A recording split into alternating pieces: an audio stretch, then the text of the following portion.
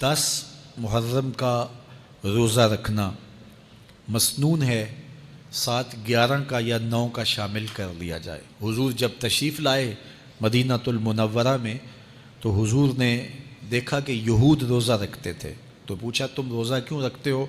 تو انہوں نے کہا کہ حضرت موسیٰ علیہ السلام کو قبطیوں سے اس دن نجات ملی تھی۔ تو فرمایا حضرت موسیٰ علیہ السلام کا حق ہمارے اوپر زیادہ ہے۔ تو حضور نے روزہ رکھا اور پھر فرمایا کہ اگلے سال اللہ نے چاہا تو ہم 7 ایک روزہ اور شامل کریں گے، تاکہ ان سے مشابہت نہ ہو جائے۔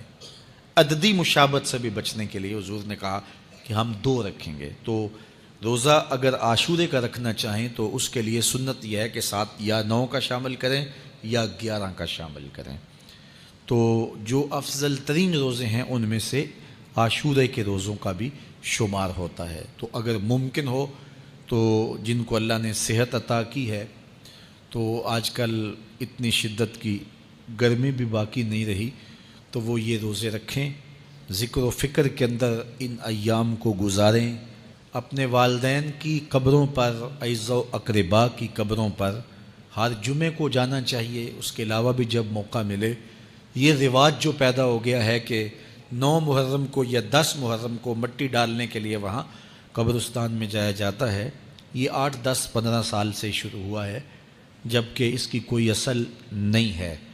تو اگر آپ روٹین سے جاتے ہیں تو آپ کو ہر جمعے کو جانا چاہیے والدین کی قبروں پر، اور وہاں جا کے ہر جمعے کو سورہ یاسین کی تلاوت کرنی چاہیے۔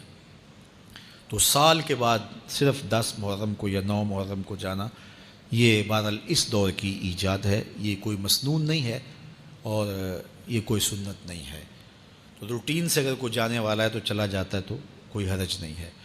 تو باقی یہ بڑے اشرف ایام ہیں، بابرکت ایام ہیں، اور ان کو بہت ساری نسبتیں حاصل ہیں۔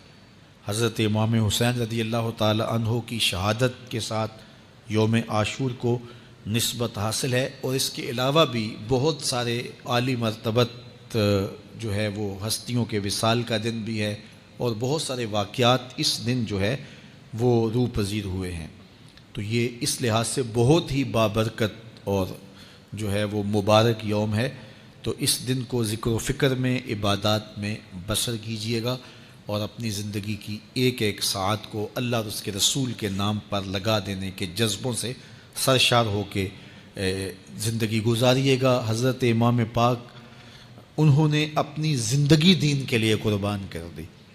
تو یہ 10 محرم ہمیں سبق دیتا ہے، اور ہم اس دن عہد کرتے ہیں اگر انہوں نے اپنے بچے بھی قربان کر دیے اور اپنی اولادیں بھی بھوک اور پیاس میں قربان کر دیں، تو ہم بھی یہ عزم کریں اس دن کہ ہم اپنی ساری زندگی حضور کے نام لگائیں گے، حضور کے دین کے نام لگائیں گے۔